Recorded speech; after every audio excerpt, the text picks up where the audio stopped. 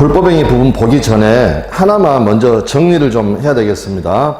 다시 그 왼쪽에 213조, 왼쪽이 아니라 아까 18페이지, 위쪽이죠. 위쪽. 소유물 반환 청구권, 거기 다시 한번 읽어보겠습니다. 소유자는 그 소유에 속한 물건을 점유한 자에 대하여 반환을 청구할 수 있다.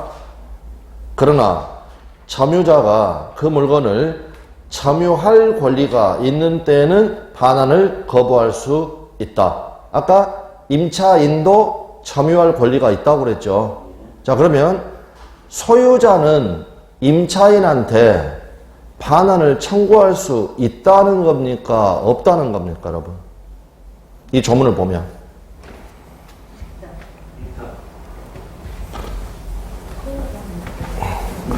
지금 조문 구조가 어떻게 되냐면 소유자는 점유자한테 반환을 청구할 수 있다라고 되어 있고요. 본문에가. 그 다음에 단서에가 점유자가 그 물건을 점유할 권리가 있는 때에는 반환을 거부할 수 있다라고 되어 있습니다. 무슨 말씀인지 아시겠죠? 그러면 소유자가 임차인한테 반환을 청구할 수 있다는 겁니까? 없다는 겁니까? 다시요. 다시. 자, 이제 점유할 권리를 앞쪽으로 넣어서 한번 읽어보겠습니다. 만약 우리 법에 가요. 소유자는 그 소유에 속한 물건을 점유할 권리 없이 점유한 자에 대하여 반환을 청구할 수 있다. 라고 적어져 있다면 임차인한테 반환을 청구할 수 있다는 겁니까? 없다는 겁니까? 방금 제가 뭐라고 했냐면 만약에 우리 법에가 뭐라고 적어져 있느냐, 지난번에 한번 했었습니다. 소유자는 그 소유에 속한 물건을 점유할 권리 없이 점유한 자에 대하여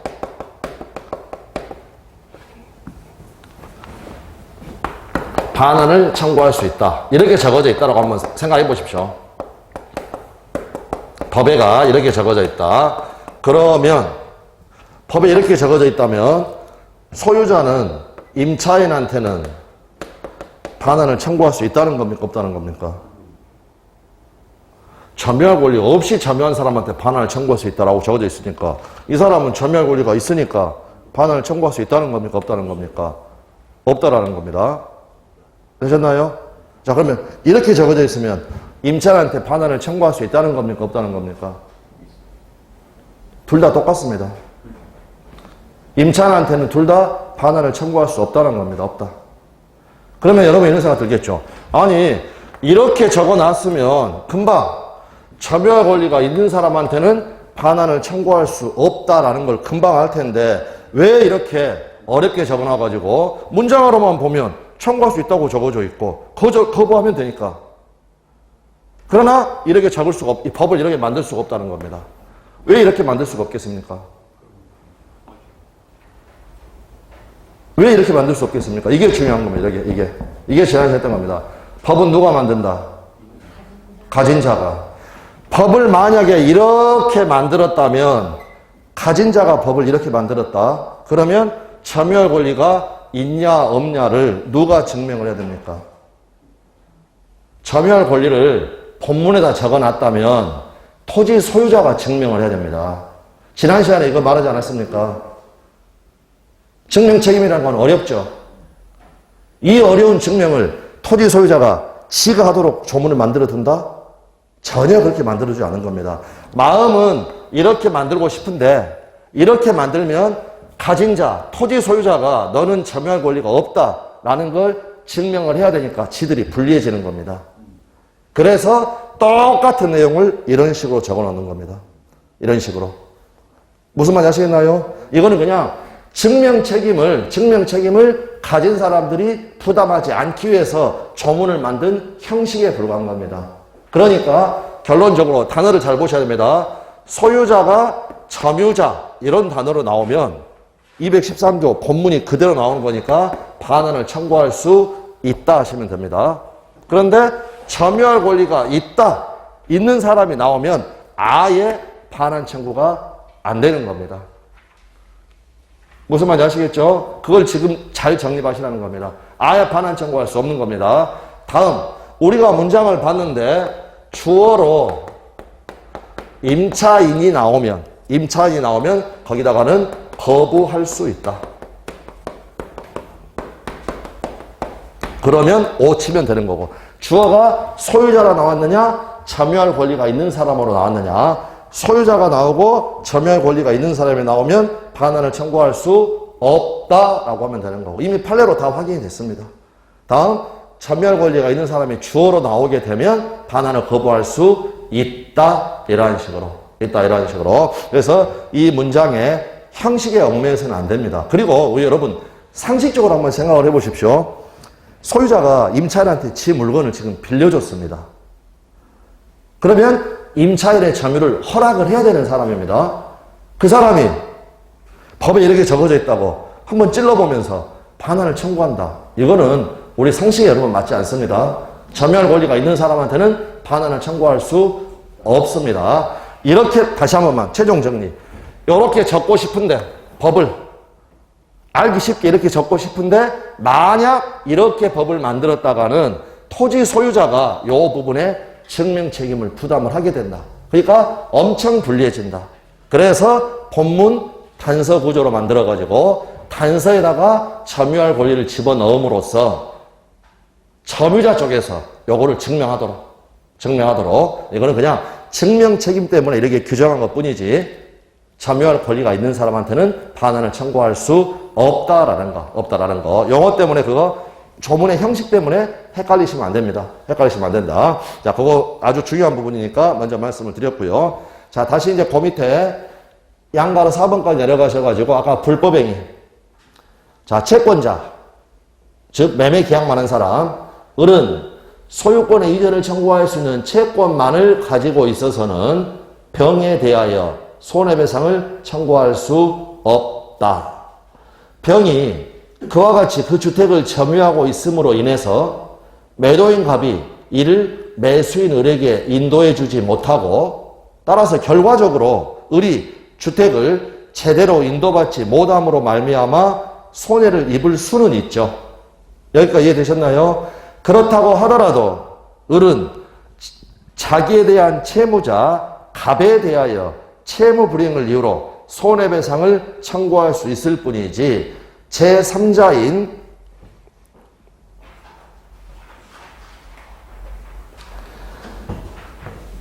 병이 목적물의 무단 점유로 말미암아 을의 갑에 대한 채권을 위법하게 침해하고 있다고는 말할 수가 없어서 을은 병에 대하여 불법행위를 이유로 하는 손해배상을 청구할 수 없다. 그러한 손해배상 청구는 오로지 그 주택의 소유자인 갑만이 일을 할 수가 있다. 자, 다음 부분을 이제 알아두시라는 겁니다. 즉, 제3자의 행위로 말미암아 채권의 만족이 방해를 받더라도 그것만으로는 그 채권 침해가 위법하다고 할 수 없다라는 거. 여기입니다, 여기. 제3자에 의해서 결과적으로는 채권이 침해하는 것처럼 보이지만 이거는 위법하다 안 하다? 위법하지 않다. 왜 이걸 알아둬야 되냐면 여기는 직접적으로 저희 시험 범위가 아닌데 이게 원칙이고 제3자의 채권 침해가 예외적으로 위법하다고 평가되는 경우가 있습니다. 근데 이 부분이 한번 우리 시험에 나온 적이 있습니다. 그러니까 그때 이제 설명을 위해서 지금 말씀드린 거니까, 자, 제3자의 채권 침해 원칙적으로 위법하다 안 하다? 위법하지 않다. 위법하지 않으니까 불법 행위다 아니다? 아니다. 요렇게. 예외는 나중에 말씀을 드리고요. 거기 받으시면 되겠습니다. 자, 그래서 거기 다시 한번 봅니다. 즉부터. 즉, 제3자 행위로 말미암아 채권의 만족이 방해를 받더라도 그것만으로는 그 채권 침해가 위법하다고 할 수 없다. 그런데 제3자의 행위로 물권의 채권이 아니라 물권의 원만한 상태가 방해된 경우에는 원칙적으로 그 행위는 위법한 것으로 평가가 됩니다. 뭐 소유권 침해라든지 지상권 침해라든지 이거를 봐두시면 되겠습니다. 이와 같이 채권을 가지는 데 불과한 사람은 그 만족이 제3자에 의하여 방해되는 일이 있어도 원칙적으로 그 채무자에 대하여 채무 불이행 책임을 물을 수 있을 뿐이다. 갑하고 해결한다. 갑하고 그 느낌을 받으시면 됩니다. 방과로 2번 소유자. 그러나 을이 소유권을 취득하였다면 그는 그때부터 병에 대하여 자신의 소유물을 사용하지 못함으로 인하여 입은 손해의 배상. 예를 들면 주택에 대한 임대료 상당해. 그래서 이제 우리 그 판례 지문들을 보면 차임 상당의 손해배상, 차임 상당의 부당이득 반환 청구 이런 표현들이 많이 나옵니다. 그것을 병의 불법 행위를 원인으로 하여 청구할 수 있게 된다. 양가로 번 정림. 민법이 어떠한 기존의 권리가 침해된 경우에 그 일반적인 구제 수단으로서 인정하고 있는 것은 소유권에 기초한 방해, 배제 청구권. 이걸 아까 저는 소유권에 기한 물권적 청구권, 부당이득 반환 청구권, 불법행위로 인한 손해배상 청구권의 셋이다. 그런데 이 세 가지의 수단 전부에 관하여 위와 같이 소유권과 소유권 이전 채권 사이에는 실로 큰 차이가 있다. 즉 소유권에 대하여는 그 구제수단이 매우 포괄적으로 부여됨에 반하여 세 가지 다 인정되죠.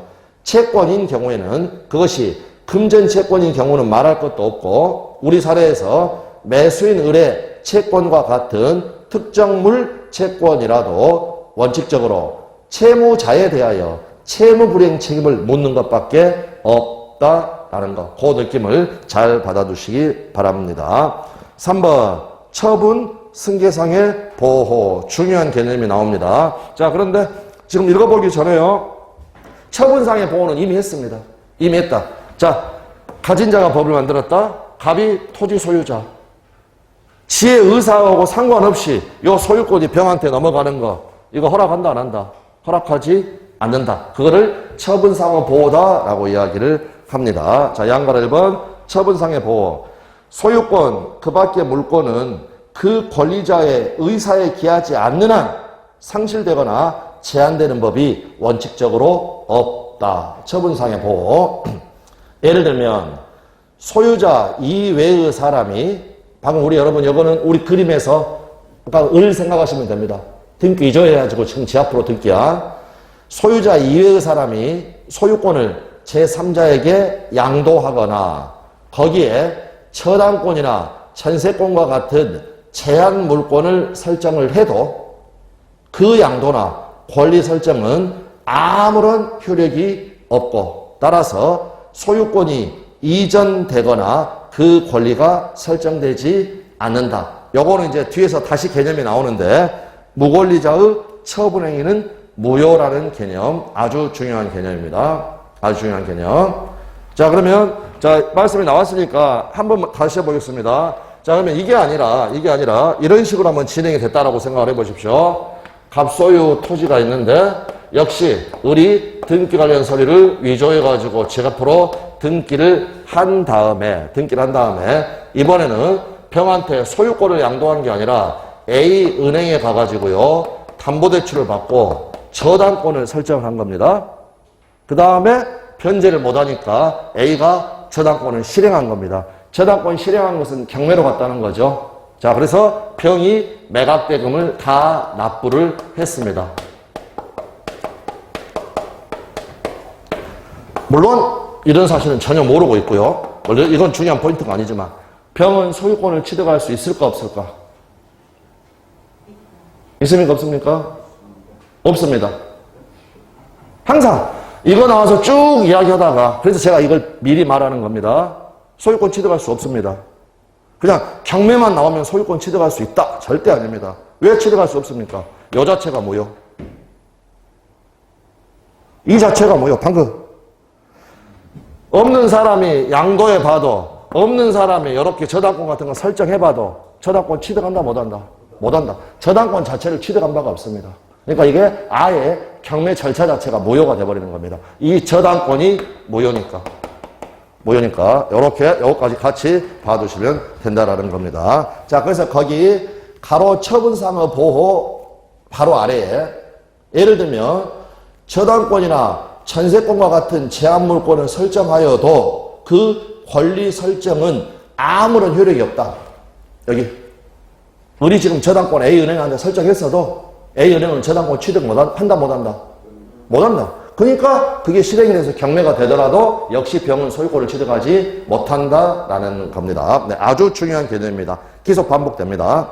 따라서 소유자 아닌 사람으로부터 소유권을 양도받거나 무슨 권리를 설정받아 보아도 아까 A은행 그 양수인이나 권리를 설정받은 사람은 소유자에 대하여 그 권리를 주장하지 못하고 소유자는 그들에 대하여 자신의 소유권을 그대로 관철할 수 있게 된다.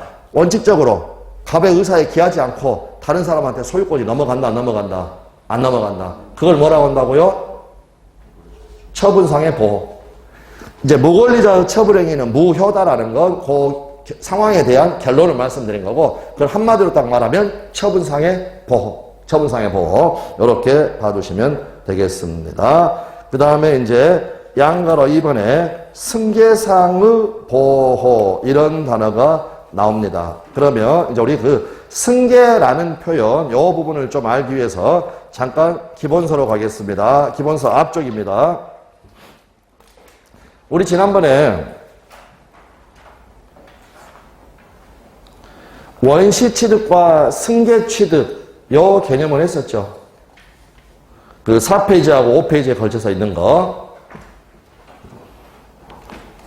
그래서 일단은 거기 책을 펼쳐주시고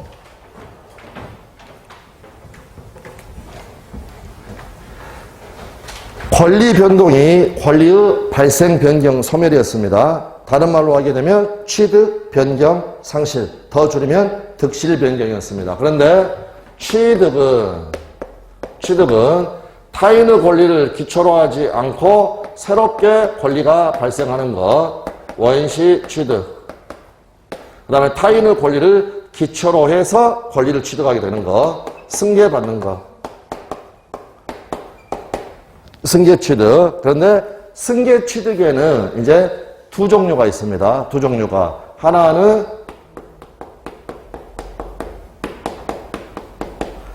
이전적 승계. 이 말은 이전적 승계취득. 다른 하나는 설정적 승계.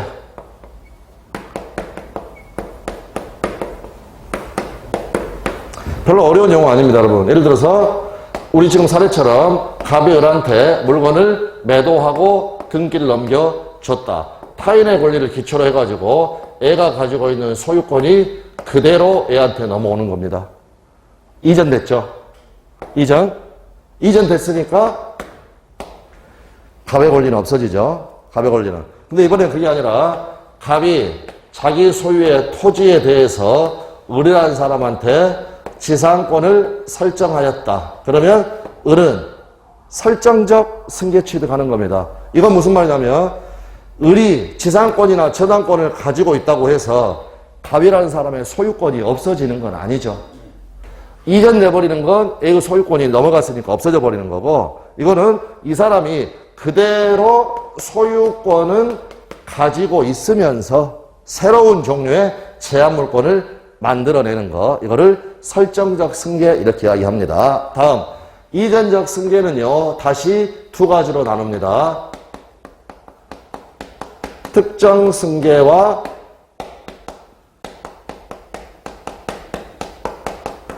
포괄 승계. 특정 승계는 지금 여러분이 소유하고 계시는 소유물 대부분 다 하나의 원인에 의해서 하나의 권리를 취득했죠.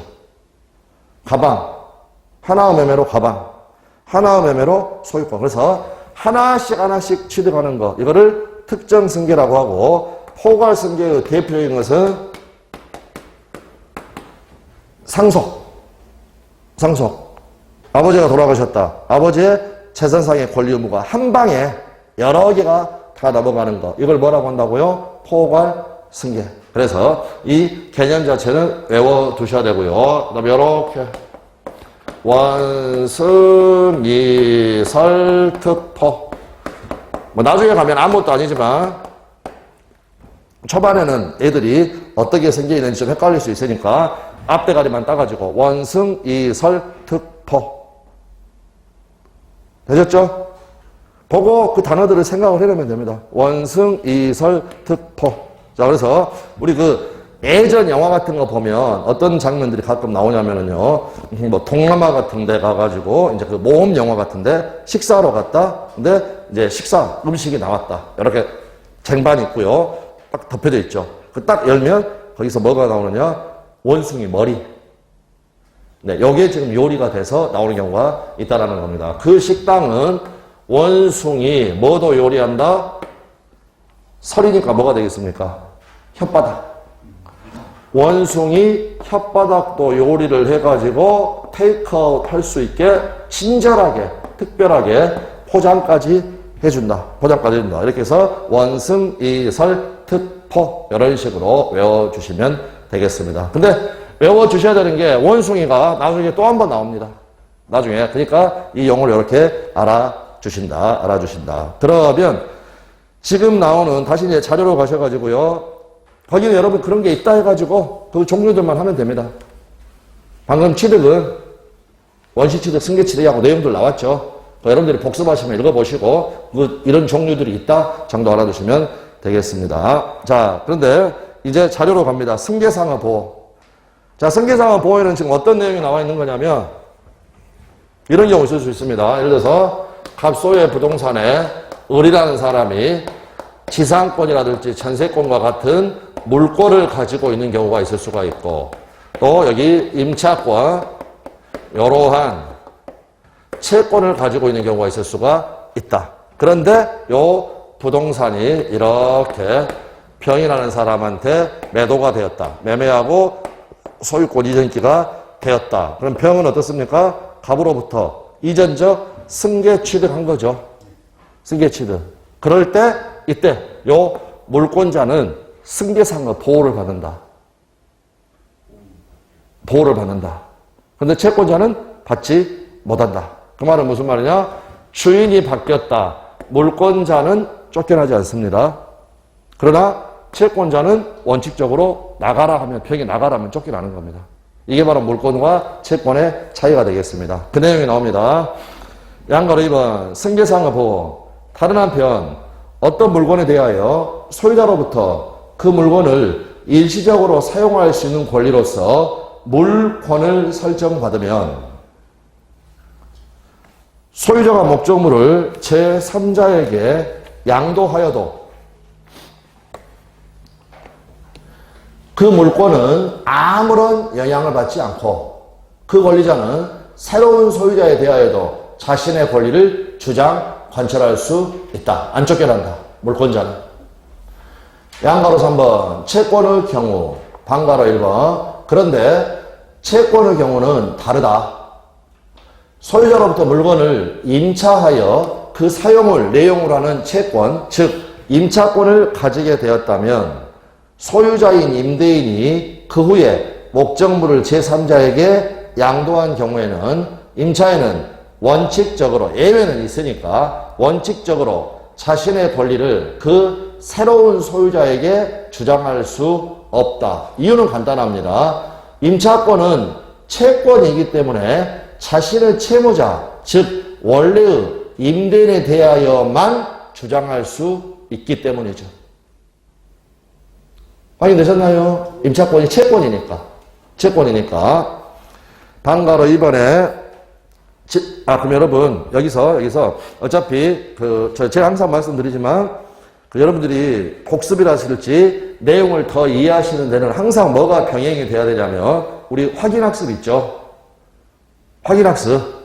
예, 그 자체의 지문들을 항상 병행하셔가지고 공부를 하셔야 됩니다. 병행하셔가지고 지금 확인학습을 보자고 한 건 아니고 거기 확인학습에 나와 있는 내용 중에서 한 가지 아주 중요한 부분이 있기 때문에 이제 전세권이라는 물건을 공부를 하게 되면 교재를 가지고 이제 민법 조문들도 파악을 하겠지만 전세권에는 제가 항상 강조를 하는 전세권에 6대 판례가 있습니다. 6개의 핵심 판례. 그리고 참고로 작년 32회 시험은요, 아예 조문 하나도 안 나오고 요 6대 판례만 가지고 전부 다 지문이 구성이 됐습니다. 근데 그 중에 이 하나가 나와 있기 때문에 지금 말씀드리는 겁니다. 자, 이게 지상권 잊어버리시고 갑의 부동산에 을 앞으로 전세권이 설정되어 있다. 그 상황에서 이 전세 목적물이 병한테 양도가 되었다. 그래서 여기서 제가 전세권의 6대 판례 중에서 이거를 목적물 양도 사례 이렇게 말합니다. 무슨 말씀인지 아시겠죠? 전세 목적물이 양도된 사례. 수없이 우리 시험에 출제가 된다는 겁니다. 간단합니다. 일단 얘는 쫓겨난다, 안 쫓겨난다? 안 쫓겨난다. 그러면 요 그림입니다. 요 그림. 갑은 어떻게 된다? 빠져나간다.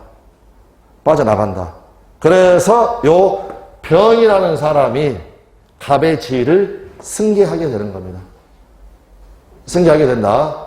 자, 그러면 전세권이 이제 기간이 다 끝났습니다. 을이란에는 전세금 반환 받아야 될 텐데 전세금 누구한테 반환 받는다는 겁니까? 갑한테, 병한테. 이것이 수없이 시험에 나왔습니다. 수없이. 자, 그래서 전세권이 설정된 부동산을 갑이 병한테 양도하였다. 전세금 반환은 양도인한테 받는다, 양수인한테 받는다. 누구한테 받습니까? 양수인.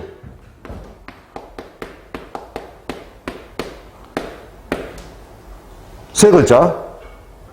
네 글자로 하게 되면 누구한테 받느냐? 신소유자. 그러면 다섯 글자로 하면은요? 다섯 글자로.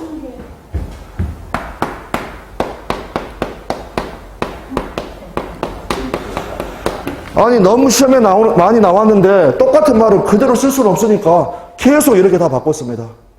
6글자로까지 바꿨습니다. 6글자까지. 그럼 누구? 예, 요렇게까지. 다 같은 말이죠. 다 같은 말. 요것만 기억하시면 됩니다. 요것만. 자, 그래서 이 부분이 이제 그 부분하고 연관이 되어 있기 때문에 말씀을 드렸고요. 그 다음에 이제 방과로 이번에 제목이 여러분 뭐라고 되어 있습니까?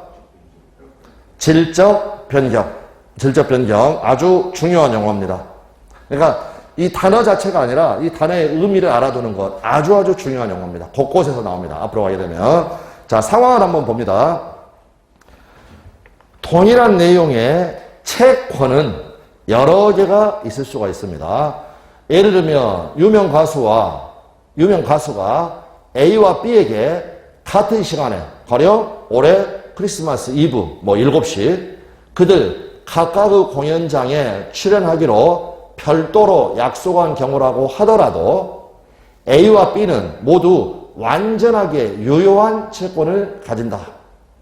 그리고 그 가수가 자신의 공연장에 어차피 몸뚱아리는 하나니까 한쪽은 못 가는 거죠. 약속대로 출연하지 아니한 경우에는 그에 대하여 채무 불이행을 이유로 하는 법적 책임을 물을 수 있을 뿐이다.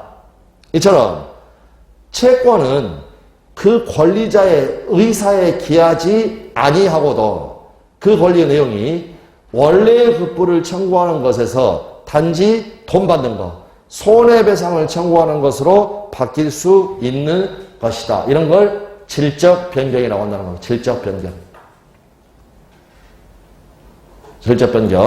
자, 이런 것도 질적 변경이죠. 예를 들어서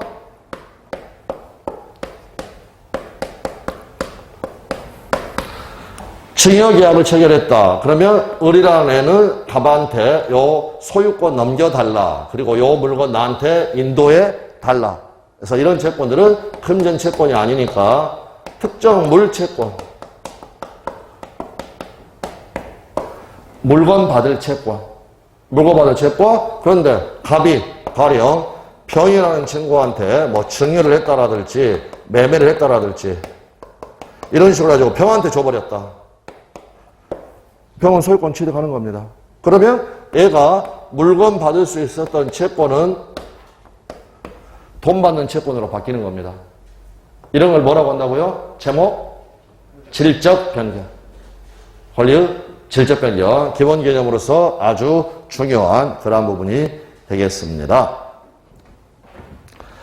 자, 이제 그 다음에 4번에는 제목이 뭐라고 되어 있냐면 물건과 채권이 교차하는 장면 되어 있는데 그 말이 좀 어려운 것 같은데 별거 아닙니다. 조금 전에는 우리가 살펴봤던 건 뭐냐면 여기 갑하고 을하고 있으면 을이라는 사람이 소유권을 가지고 있는 것과 채권을 가지고 있는 것 한 사람에 대해서 비교를 한 거고 지금 나와 있는 것은 어떤 사람은 채권 가지고 있는데 어떤 사람은 소유권 가지고 있는 경우 이 경우에 대한 설명이 되겠습니다. 자, 그래서 물건과 채권의 차이는 물건과 채권이 서로 엇갈리는 경우 한 사람은 채권 가지고 있고 한 사람은 소유권 가지고 있고 이와 관련시켜 보면 보다 분명하게 이해될 수 있다. 자, 제일 중요한 것 중에 하나. 처음 민법 공부하시면 많이들 헷갈려 하시는데 양가로 1번에 제목이 뭐라고 되어 있느냐. 타인의 권리의 매매. 그 다음 뭐라고 되어 있습니까?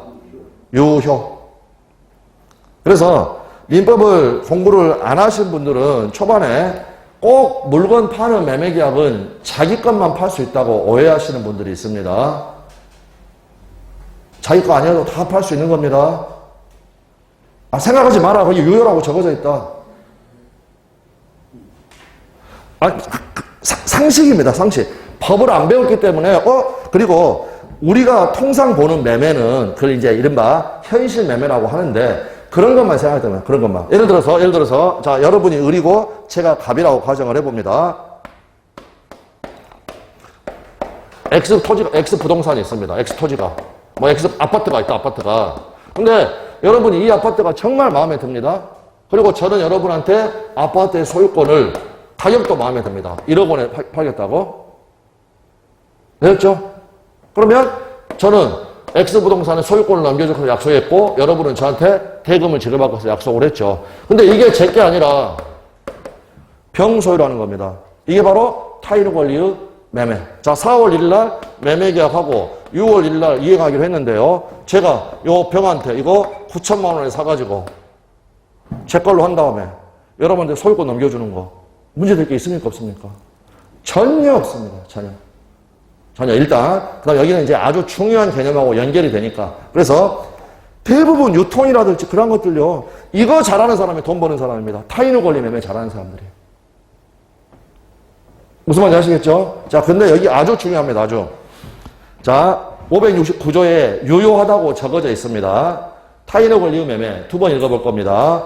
매매의 목적이 된 권리가 타인에게 속한 경우에는 제 거 아니죠. 병 아파트죠. 매도인은 그 권리를 취득하여 매수인에게 이전하여야 한다. 이전하여야 한다. 그 말이 무슨 말입니까? 소유권 이전 의무를 부담한다. 그 말이 무슨 말입니까? 유효하다라는 거죠. 확인되셨나요? 자, 다시 한 번만. 매매의 목적이 된 권리가 타인에게 속한 경우에는 매도인은 그 권리를 이번에는 이 단어 취득하여 매수인에게 이전해야 된다. 네, 그래서 이 조문을 보실 때에는 취득이라는 단어와 이전하여야 한다. 이 두 단어가 포인트가 됩니다. 일단 이전하여야 한다는 말이 소유권 이전 의무를 부담한다는 겁니다. 그 말이 타인의 권리의 매매도 유효하다라는 겁니다. 그런데 569조와 세트로 연결되는 조문이 570조입니다. 원래 570조 조문에는 제목이 뭐라고 적어져 있냐면 가로는 제가 집어넣은 거고 동전, 매도인의 담보 책임 이렇게 적어져 있습니다. 그러면 동전이라는 말은 앞과 같다는 말이죠. 앞이니까 569조의 제목을 이야기하는 겁니다. 그래서 타인의 권리의 매매, 매도인의 담보 책임. 자, 담보 책임이라는 건 나중에 이제 공부를 하게 되는데 우리 수강생분들이 되게 어려워하는 부분입니다. 담보 책임. 그런데 지금은 그 담보책임 자체는 크게 신경 쓰지 마시고 이 조문을 보는 겁니다. 전조의 경우에, 즉 타인의 권리 매매의 경우에 매도인이 그 권리를 취득하여 이전을 해야 되는데 매수인에게 이전할 수 없는 때에는 매수인은 계약을 뭐 할 수 있다? 해제할 수 있다. 그러나 매수인이 계약 당시 그 권리가 매도인에게 속하지 아니함을 알았다. 여러분이 병소유란 걸 알았다. 그때는 뭐를 못한다? 손해배상을 청구하지 못한다. 이 부분이 아주 시험에 많이 출제된 조문입니다. 간단합니다. 자, 이 상황은 똑같이. 자, 여러분이 저하고 매매계약 체결할 때 이게 제게 아니라 병소유라는 걸 알았습니다. 알았다는 건 악이라고 표현한다고 그랬죠. 알았다. 이 매매계약 해제할 수 있습니까? 없습니까? 법에 적어져 있습니다.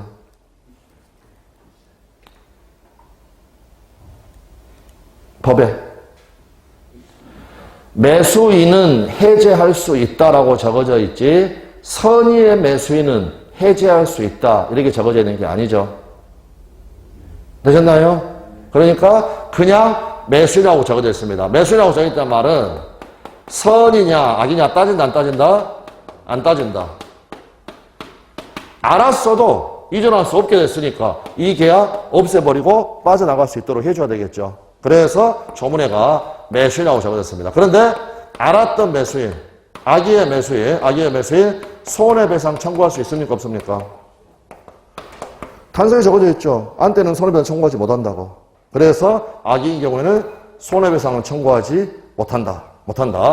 이 부분이 시험에 아주 많이 나오고 정답 질문으로도 자주 나옵니다. 자, 여러분 여기 확인됐나요? 알았어도 해지할 수 있다? 되셨나요? 어렵나요? 쉽나요? 쉽죠? 근데 왜 담보책임은 다 어렵다고 할까요? 종류가 많습니다. 이런 것만 있는 게 아니라 여러 가지 유형들이 있기 때문에 이제 경우에 따라서는 정리가 잘 안 되는 거죠. 그러니까 지금 먼저 보십시오. 여러분 스스로 이거는 딱 확인하셔야 됩니다. 알았어도 해지할 수 있다. 확인됐습니까? 안 그러면 이건 외우는 것밖에 안 되는 거고 조문을 통해 가지고 악의인 때는 손해배상을 청구할 수 없다. 해지할 수 있다는 매수인은 해지할 수 있다. 선의의 매수인은 해지할 수 있다. 이렇게 적어져 있지 않습니다. 그냥 매수인이라고 적어져 있습니다. 그러므로 해제는 선악에 상관없이 할 수가 있고 손해배상은 어떤 경우만 할 수 있다. 선의만 할 수 있다. 이걸 구별할 줄 아는지를 시험에서 자주 물어봅니다. 자, 그 말씀을 드렸습니다. 자, 이제 자료로 오셔가지고요. 조문은 읽었고 그 밑에 20페이지 하다. 우선 갑이 제3자, 전 아까 병으로 했는데 A, 제3자 A의 소유인 부동산에 대하여 매매 계약, 즉 그 물건의 소유권을 양도하여 주기로 하는 계약을 을과 의 사이에 체결하여도 그 계약은 유효다, 무효다? 유효다. 따라서 매수인 을은 매도인 갑에 대하여 그 소유권의 이전을 청구할 수 있는 채권을 가지게 된다. 자, 그래서 이 부동산에 대해서 을은 채권이 생겼죠. 그런데 소유자는 따로 있죠. 이게 이제 아까 채권과 소유 물건이 엇갈리는 장면. 한 사람은 채권 가지고 있고 한 사람은 소유권 가지고 있고 그러나 그 당사자가 아닌 소유자 A의 법적 지위는 그 채권에 의해서 어떻다? 아무런 영향을 받지 않는다라는 거. 영향을 받지 않는다는 거. 이렇게 봐두시면 되겠습니다. 다음 21페이지 가셔가지고 양가로 이번에 아까 그 두 개의 공연장에 같은 시간에 가기로 하는 계약 별도로 각각 체결될 수 있다고 그랬죠. 그 말은 유효하다고 그랬죠. 여기서 이중매매 제목 유효 무효? 유효. 똑같이 생각하십니다. 똑같이. 자, 그런데 읽어보기 전에 한 가지만 우리가 확인을 해야 될 게 이제 올해 시험에도 뭐 정답 지문 나오고 있습니다만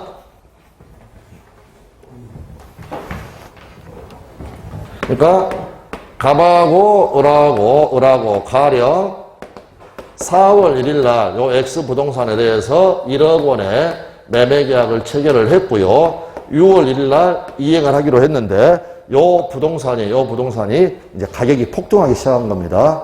그래서 이렇게 병이라는 사람하고 5월 1일 날 또 매매 계약을 체결을 했습니다. 그러면 이중매매, 유효, 무효? 유효. 그런데 어떤 경우가 있을 수가 있냐면 병이요, 요 매매, 이거를 이제 우리가 제1매매라고 하죠. 제1매매가 있었다는 사실을 알면서 이 매매 계약을 체결한 경우가 있을 수도 있습니다. 그래도 유효합니다. 아까 이중매매는 원칙적으로 유효하다, 이 말이. 무슨 말인지 아시겠죠? 자, 그래서 여러 개가 있겠습니다. 뭐 예를 들면 두 가지가 있을 수가 있는데 갑이 이제 1억 원의 매매 계약 체결했고 1억 받고 6월 1일 날 소유권 넘겨줘야 하는데 엄청 속이 상할 수도 있죠. 그런데 병이라는 친구가 이 부동산에 관심이 있다는 겁니다. 그래서 이렇게 갑이 병한테 찾아간 겁니다. 근데 병은 알고 있습니다. 우리가 병이면 이거 만약 1억 5천에 살 수 있으면 앞으로 뭐 폭등한다. 사야 된다? 사야죠. 그러니까 알았어도 이 매매 계약은 유효하다라는 거. 자, 그런데 그게 아니라요. 요 갑은 가만히 있는데 이번에는 우리가 간 겁니다. 우리가 가가지고 얘를 꼬시고 요청하고 이걸 뭐라고 하느냐? 적극 가담했다고 합니다. 적극 가담. 요 정도가 되면 이 매매는 무효입니다. 왜 무효냐면 여기서 갑이라는 애가 아까 이중 매매는 유효하다고 그랬죠. 그럴 때 여러분 그러면 하나만요. 먼저 이중 매매가 유효하다라고 해도 둘 다 채권만 가지고 있는 거죠. 동일한 내용의 채권. 그러니까 결국에는 등기 받은 사람이 소유권 취득하게 됩니다. 그걸 올해 시험에서 처음으로 물어봤고, 그런데 병 앞으로 이렇게 등기가 되었다. 그러면 이 사람은 소유자. A는 어떻습니까? 그냥 채권자에 불과한 것이죠. 채권자에. 자, 그러면 제가 이제 말씀드리는 것은 갑이 병한테 소유권을 넘겨버리면 민법상으로는 병이 소유권 취득하고 끝납니다. 그러나 형사상황 문제는 별개입니다. 별개. 그래서 대부분의 경우에는요, 요 갑이라는 애는 배임죄라는 범죄를 저지르게 됩니다. 형사적으로는. 그러면 지금 요 병이 찾아간 걸 생각을 해보십시오. 갑의 범죄를 지금 유도하고 요청해가지고 적극 가담을 함으로써 결국에는 범죄를 일으킨 겁니다. 범죄를 조장하고 유발한 겁니다. 그러나 매매계약을 유효라고 볼 수는 없죠. 됐습니까? 그럴 때는 뭐라고 하느냐. 이처럼 범죄를 조장 유발하는 이러한 행위, 이거는 우리 사회의 질서에 위반된다.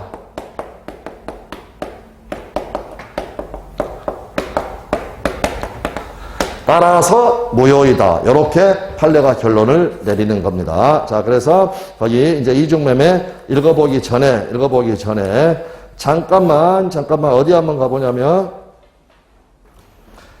44페이지 44페이지 여러분 지금 아직 안 갔죠, 여러분?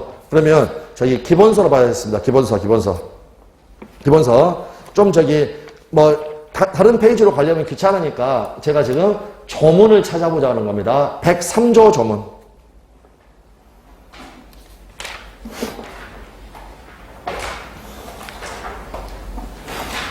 빨리 찾는 것도 공부입니다, 여러분. 교재 페이지로는 671페이지에 있습니다.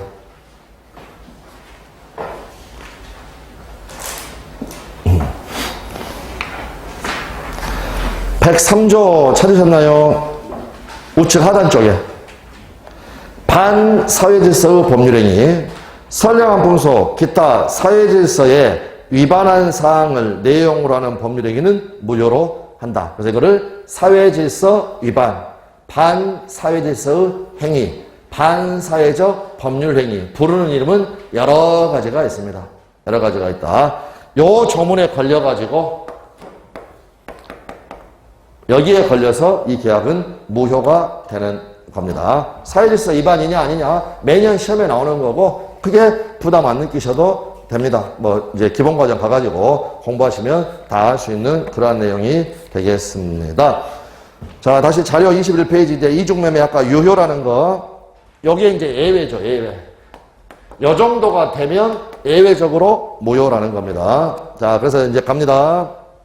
이중매매 원칙 유효. 이번에는 매매 목적물이 매도인 갑의 소유에 속하는 것이라고 하자. 아까는 A 소유라고 했으니까 갑은 을과 매매 계약을 체결함으로써 그 소유권을 양도하여야 할 채무를 부담하게 된다. 그러나 그는 다시 병과 의 사이에 같은 목적물에 대하여 유효하게 매매 계약을 체결할 수 있다. 즉 갑은 동일한 내용의 채무를 이중으로 부담할 수도 있는 것이다. 다 유효. 그런데 만일 갑이 병에게 등기를 이전하여 소유권을 양도하면 병은 소유권을 유효하게 취득하며 이 부분이 이제 올해 시험에 나왔고 무슨 말인지 아시겠죠? 을한테 소유권 남겨주면 을이 소유권 취득하고 다음 병이 소유권을 취득하고 이 소유권을 제1매수인 을에 대하여든 누구에 대하여든 주장할 수 있다. 가로 다만 판례에 따라 병과의 매매 계약이 사회질서에 반하는 것이라고 해서 무효가 되는 예외적인 경우에는 물론 다르다. 이 말은 이때는 소유권 취득한다 못한다? 취득하지 못한다라는 걸 이야기를 합니다. 이건 이제 참고고 일단 우리는 유효한 걸 전제로 다음 그 경우에 제1매수인 을이 갑으로부터 이미 목적물을 인도받았다고 하더라도 병은 소유자로서 을에 대하여 그 인도를 청구할 수 있고 그럼 잠깐 잘라보면 얘가 등기받았습니다. 근데 얘가 먼저 인도를 받았다. 인도. 그러면 병은 소유자고 얘는 점유하고 있는데 점유할 권리가 있다 없다? 병한테 허락받은 사람이 아니죠. 그러니까 나는 소유, 너는 점유. 반환을 청구할 수 있다. 점유할 권리가 없으니까 네, 그 내용이 나오는 거야. 나가라 할 수 있다는 겁니다. 소유권 취득한 병이 나가라 할 수 있다라는 것. 다음 부분 을은 그가 갑에 대하여 소유권 이전을 청구할 수 있는 채권을 가지고 있다고 해서 이로써 병에게 그 인도를 거절할 수는 없다라는 겁니다.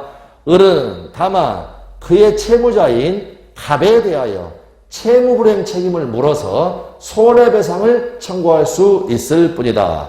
이러한 의미에서 물권은 채권에 대하여 우월한 지위를 가지고 있다고 할 수가 있다라는 겁니다. 자, 그러면 지금 여기서 이제 말씀드리는 시기는 뭐 4월 아니면 5, 6월 정도가 될 텐데 그 판례에서 이것만 한번 느낌만 한번 받아주십시오.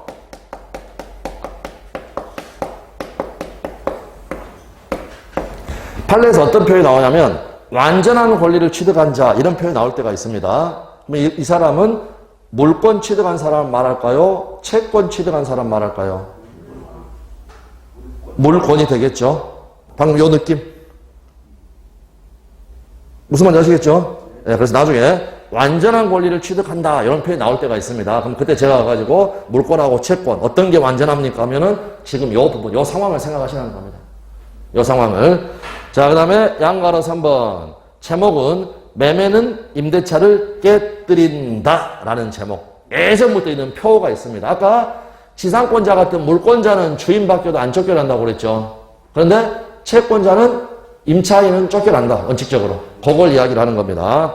또 주택을 소유하는 갑으로부터 정이라는 친구가 그 주택을 빌려 살고 있는데 그 후에 갑이 그 주택의 소유권을 을에게 이전하여 주었고 을은 소유권에 기하여 정에 대하여 그 주택의 인도를 청구한다고 해보자. 정의 주택 사용에 관한 권리가 전세권이고 그리고 가로 보시면 전세권이라는 물권을 취득하려면 당연히 등기가 있어야 됩니다. 등기를 요한다. 전세권과 같은 물권인 경우에는 쫓겨난다, 안 쫓겨난다? 안 쫓겨난다. 문제가 없다. 이걸 아까 뭐라고 표현했나요? 승계상의 보호를 받는다. 승계상의 보호. 문제가 없으나 임차권과 같은 채권인 경우에는 정은 원칙적으로 을에게 주택을 인도하여 주어야만 한다. 이것을 표어적으로는 매매는 임대차를 깨뜨린다라고 표현을 한다라는 겁니다. 주인 바뀌면 임차인은 원칙적으로 쫓겨나게 된다. 새 주인이 나가라고 하면. 이게 물권과의 차이가 되겠습니다. 5번 물권 법정주의와 민법이 정하는 물권. 이 부분 아까 우리가 잠깐 봤죠. 양가를 봐. 물권 법정주의 185조. 물권의 종류. 물권은 법률 또는 관습법에 의하는 외에는 임의로 창설하지 못한다. 다시 이제 밑에 오셔가지고 물권은 법률 또는 관습법에 의하는 외에는 임의로 창설하지 못하는데 이거를 뭐라고 하느냐? 물권은 법으로 정한다. 물권 법정주의라고 한다. 또 채권하고 비교하는 겁니다. 계약은 당사자가 그 내용을 마음대로 정할 수 있는 것이 원칙이므로 계약 자유의 원칙. 채권의 내용과 종류는 합의에 따라 자유롭게 형성될 수 있다. 채권은 이에 반하여 물권은 법률 또는 관습법이 인정하는 이 단어죠. 종류와 내용으로서만 존재할 수 있다. 아까 임의로 창설하지 못한다 하면 딱 생각나는 단어 종류 강제, 내용 강제. 되셨죠? 네. 그러면 넘어가게 되면 자, 211조가 지금 잘 들으십시오. 211조가 소유권의 출발이 되는 조문입니다. 그러면 나중에 여러분들이 약간 관심을 갖고 주의 있게 보신 분들은 다 알 수가 있겠지만 점유권을 제외한 모든 물권의 첫 출발의 제목은 뭐냐면 내용입니다. 자, 211조 소유권의 내용 이렇게 되어 있죠. 되셨나요? 예. 잠깐, 여러분 지금 자료 몇 페이지까지 받으셨나요? 오늘 받으신 것까지 하면? 29페이지요? 아, 마침 딱 잘 됐네요. 29페이지.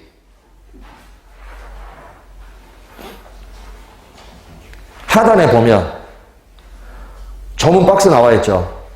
279조 해가지고 뭐라고 됐습니까? 지상권의 내용. 291조 보면, 지역권의 내용. 그래서 종류 강제, 내용 강제 할 때 그 내용 강제란 말이 다른 말이 아니라 여기에 적어져 있는 이 내용을 위반해서는 안 된다는 겁니다. 무슨 말씀 하셨습니까? 네, 그래서 계약법을 가면 전부 다 출발 조문이 매매의 의, 교환의 의, 임대차의 의 이런 식으로 가고 물권에서는 소유권의 내용, 지상권의 내용 얘들이 출발 조문입니다. 다시 이제 원위치로 오시면 됩니다. 아까 우리 211조 소유권의 내용. 소유자는 법률의 범위 내에서 그 소유물을 사용, 수익, 처분할 권리가 있다. 처분할 권리가 있다. 이 내용이 강제된다는 겁니다. 그게 올해 시험에 이제 처음으로 출제된 판례가 있습니다. 근데 내용 자체는 아주 간단합니다. 아주. 소유권은 완전한 동그라미, 사용, 수익 이렇게 되어 있다는 겁니다. 이렇게. 근데 이게 소유권의 내용이기 때문에 이 내용이 강제가 된다. 그런데 만약 소유권의 사용, 수익, 처분 권능을 대세적으로 영구적으로 포기할 수 있겠는가? 이걸 만약에 인정을 해버린다면 이것만 남아있는 소유권이 인정이 돼버린다는 거죠. 된다, 안 된다? 안 된다. 뒤집어서 처분 권능이 없는 소유권, 이런 건 인정된다, 안 된다? 인정될 수가 없죠. 아주 간단한 겁니다. 그래서 오늘 뭡니까? 이제 확인학습 거기에 이 기출지문이 들어가 있는데 물론 판례고요. 물론 판례고 이게 바로 물권 법정주의에서 내용 강제를 이야기하는 겁니다. 완전한 동그라미야지 반쪽짜리 소유권 이런 걸 인정한다는 건 말이 안 된다. 말이 안 된다. 그렇게 봐두시면 되겠습니다. 자, 그러면 이제 그 밑에 보시면 민법전에서 정하는 물권 중에서 아까 제가 그렸던 그림을 생각하시면서 제한 물권은 소유권의 권능 중의 일부를 독립적인 물권으로 파악한 결과로 인정된 것이다. 소유권이 영구적이고 전면적으로 물건을 지배하는 권리인데 대하여 소유권은 전면적 지배권.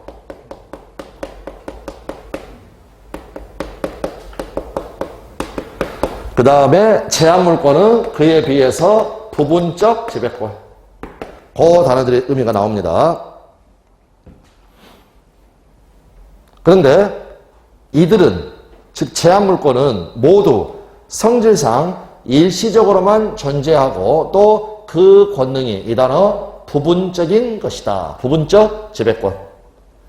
그러므로 제한물권이 설정되면 소유권은 그 한도에서 일시적이고 부분적으로 그 힘의 발휘가 정지되어 있다가 가로에가 뭐라고 되어 있나요? 권리의 무슨 변경? 양적 변경. 아까는 어떤 변경 단어 나왔나요? 물건 받을 것이 돈 받을 걸로 바뀌는 거. 예, 그거는 질적 변경. 이거는 양적 변경. 그 다음 이들 제한물권이 소멸하면 소유권은 그 원만한 상태를 되찾게 된다. 이러한 성질을 소유권의 탄력성이라고 한다. 자, 여기를 간단히 다시 한번 설명을 해보면